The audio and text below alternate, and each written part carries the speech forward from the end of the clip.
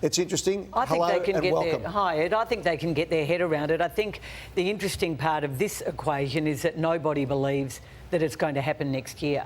I think that Sam Mitchell will be coaching Hawthorn next year. I don't think Alastair Clarkson will be there. I don't think the relationship between the two men is good enough for them to go through all of this. And I also think that Alastair Clarkson is going to be a very sought-after coach. And he's going to have to be careful because he can't break his contract.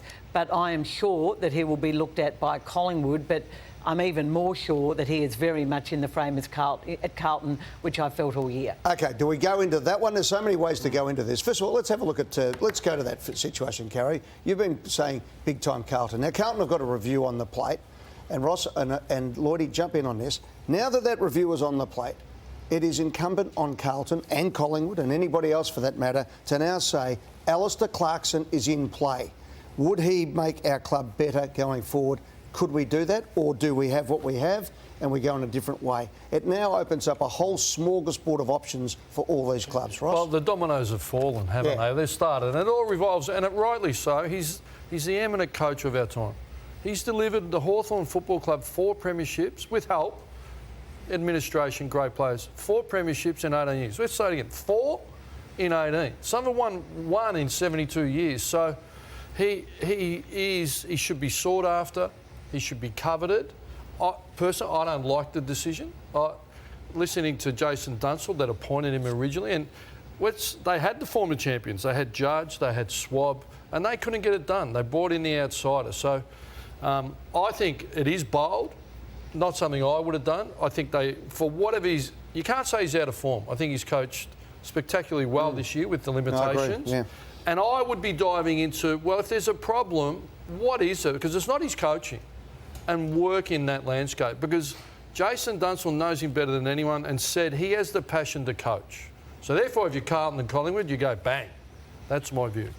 No, I'm a bit different to Ross. I think that it'll be 18 years next year if he coaches Hawthorn, and they would have needed to commit to Alastair for another 3 years. So suddenly you're getting into the 20-year mark. I think that since their premierships, Alastair's been there for another five or so years, and it would need to be another 6, 7 or 8. And I didn't disagree with Nathan Buckley either, because suddenly you're getting from 10 years to 11, 12, 13. And so if you believe that you want to bring some freshness in and some new ideas and get somebody else in, I can fully understand where Hawthorn have come from, but understand the scrutiny it's going to bring if Sam Mitchell can't bring success in their first few years. Ross mentioned Jason Dunstall. Yeah. When he talks about Hawthorn, I listen. This is what he said last night. I was probably gobsmacked when I heard the news today. I didn't know it was coming. Am I against it? They never work. That's the only thing. In theory, they sound great, but in practice, they just don't work. Gee, you're placing a lot of faith and pressure on Sam Mitchell. That's not a decision I would have made. See, I disagree. I think it has worked. I think Paul Roos has done it twice, but Paul was invested in doing the succession plan through. Now, I'll go back to what I was saying. This is what Jeff Bezos says, the 5 points to getting a succession plan working. Strength in growing your company. So you have to be committed that we're going to grow the business. 2, groom 5 years beforehand. Now, you can probably bring that back a little bit. That stunt. Yep. Clear criteria of evaluating your opponent. And I don't think people have taken this into effect on this Hawthorn one. Forget all the other ones, including the Collingwood one. There is a whole different world out there. If you're looking at Hawthorn and what they need to do, they need to coach a lot of players to bring them up, not have one alpha coach, if you like. This is what I'm thinking their thinking would have been. Not one alpha coach who could be on top of it. Now, Alastair Clarkson, as the alpha coach, could go to any other club and have a huge impact. But if they want to use their soft cap to bring in other players, maybe other coaches, maybe that's the way they're looking at it. Delegate and announce from strength, which is the key part. So people always think you have to wait till the club dies before you make these decisions. Calls Alastair Clarkson to his place in Richmond and tells him that it's over, but, one more year, because that's the contract. I firmly believe that if Alastair did not have a very watertight contract with Hawthorn next year, he would not be there next year.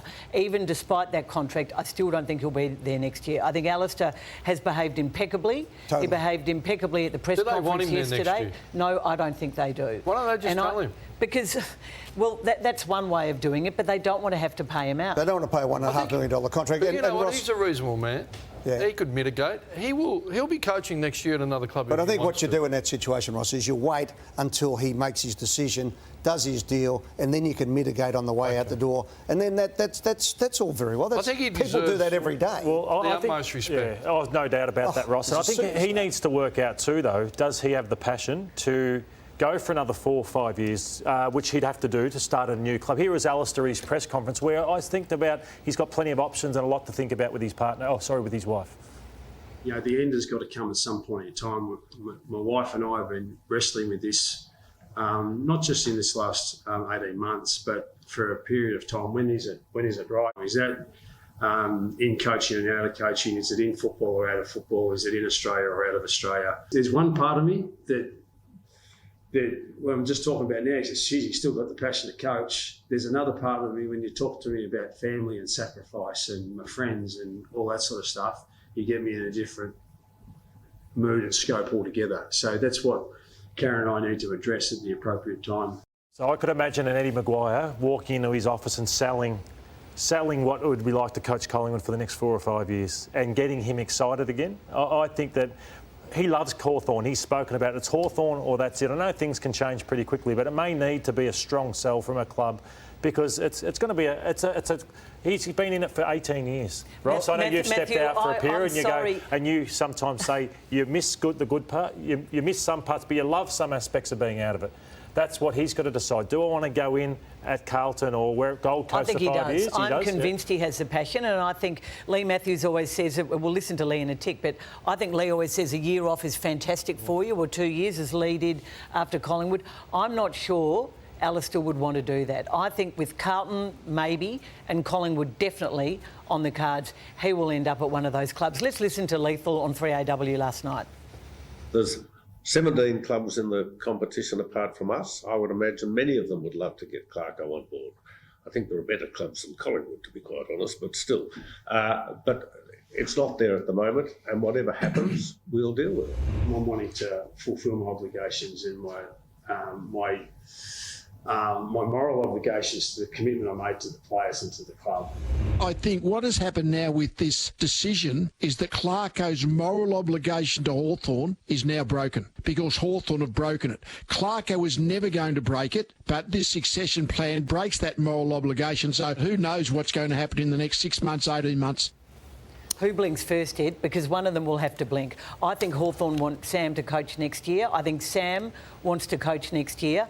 I'm not sure Alastair would transform himself into having Sam as his boss and the main decision maker towards the end of next year. So he's got to be careful about courting other offers. Hawthorn can't sack him because then they have to pay him. Someone has got to blink. Well, look, I think Collingwood's in a good position if they think that he's the man, because Carlton have still got to go through their review and they can't jump it. They can't get ahead of it at the moment. So there's a little window there for Collingwood if they think he's the man to get in and do it, because I think the best thing for them... They can jump. Yeah. I think if you're a board and you're the CEO and you're the president and the best coaches in the land available and you're doing a review because your performance is below par, let's not dance around that, you go and get him if you can. So you reckon Carlton should just go tomorrow if you want it? Ross Hawthorn. Well, it's hard because I've said about the family, but we're talking about Alastair Clarkson's become available. And Hawthorn didn't run a process to get Sam Mitchell. They've just anointed him. The one that surprised me, Sam Mitchell hasn't blinked in any of this. He was a premiership captain, played Brownlow medalist, the Bond 20 years or 15. He hasn't blinked. He's been prepared ultimately to push out Alastair Clarkson.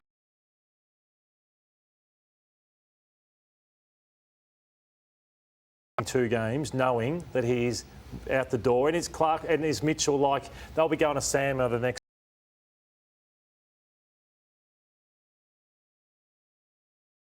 If you're on board, Paul Roos drove it. He said, "I'm done. I want to bring through a coach." I think that's different.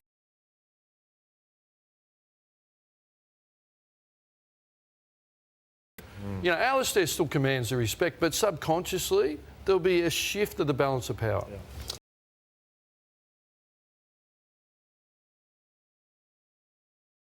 Or grand final the next year. Yeah, but he was on board. Yeah. You've said that. He drove the secession plan, even though it's...